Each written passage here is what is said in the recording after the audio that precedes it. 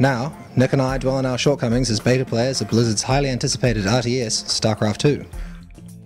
So we had a LAN of this yesterday, and that was rather an embarrassment for me, at least. I went with build up a huge force of battlecruiser strategy and try and sneak around the back of someone else's base, and failed entirely, only because they built more battlecruisers than I had. So obviously I'm still learning the resource management side of things, and one of the key things for me in playing StarCraft II is you really need to decide your strategy before you start, and you've got to say, right, this is what I want to do and this is how I'm going to do it. Yeah, that's true. I think also what a lot of players don't yet realise is that it's not just about your strategy. A lot of the game is reconnaissance and understanding what your opponent is doing.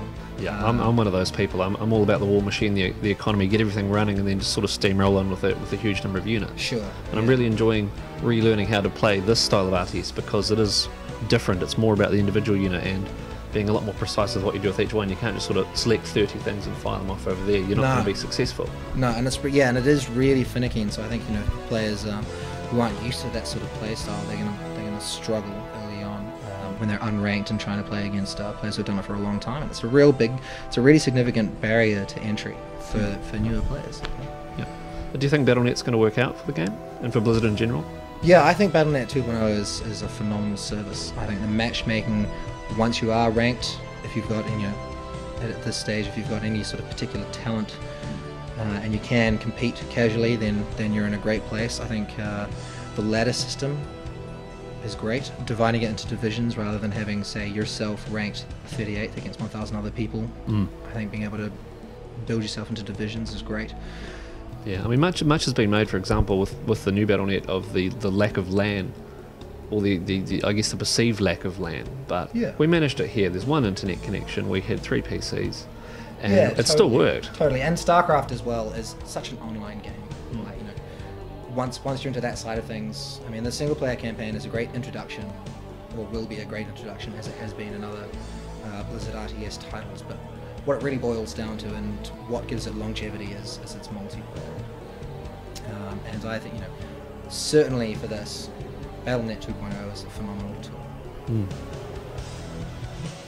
So, what do you think about it? And compared to StarCraft 1, obviously my opinion's slightly that could be room for a little bit more. Obviously, you don't really share that opinion. You're quite happy with the way it is. Yeah, so I think one of the biggest changes between StarCraft the original and StarCraft 2 has been the changes in micro and macro management. With the original StarCraft, there was a lot of micromanagement where you were placing units, how many you could select, and what abilities they used. In StarCraft 2, a lot of that's been stripped out. The keyboard has been laid out differently so that all of your keyboard shortcuts for different characters and their abilities are grouped much closer together. And the real diehard professionals used to complain about having to reach across the keyboard to build a zealot, for example. A lot of that's been removed, and a lot of the professionals have been, well, rather, a lot of the more diehard fans have been concerned that with that removed, the game's going to be a lot easier. So the game has become, in some ways, more accessible, but there are still enough features in there for the more diehard fans to be able to control their units in such a way that gives them an advantage. There is still a whole lot of nuance in the strategy. So, for example, if you build a Nidus network right next to your hatchery when you're playing as Zerg, you can load your drones into it and create a Nidus worm, which is a portal. For anyone who doesn't know, it's a portal, and drop that at another mineral field, and micro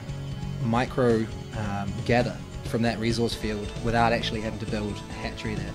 Obviously, you've got to load and unload every 12 seconds, but there are enough sort of gimmicks in the game that allow you to do that. Yeah, I mean, there's still the practice makes perfect, I guess, philosophy behind that. People who play a lot of it are going to learn the nuances and the new nuances. I mean, there's a lot of people on the forums and things talking about the original StarCraft and how a lot of the micro stuff really came about because of the way the game was flawed. The things you couldn't do caused the way you play the game in some respects. Yeah, absolutely. And this will happen again with StarCraft 2. I think we're going to find all these little tweaks, nuances and bugs perhaps that you can get away with, or little ways the game behaves that will work to your advantage, which aren't necessarily the intent of the programmers but the community finds.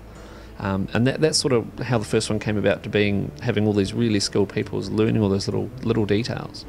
And so it'll happen again. They've changed it, but I don't think fundamentally it'll change the effect that the community has on the game long term.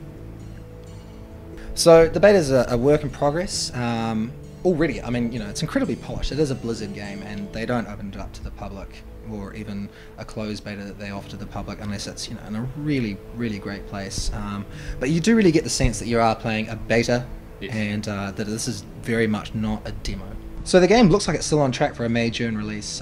Across all the factions, the win-loss ratio for the entire beta is about 1-for-1. So it looks like Blizzard, you know, they've got it close, or very, very close to a position where they're going to be happy with letting it go gold.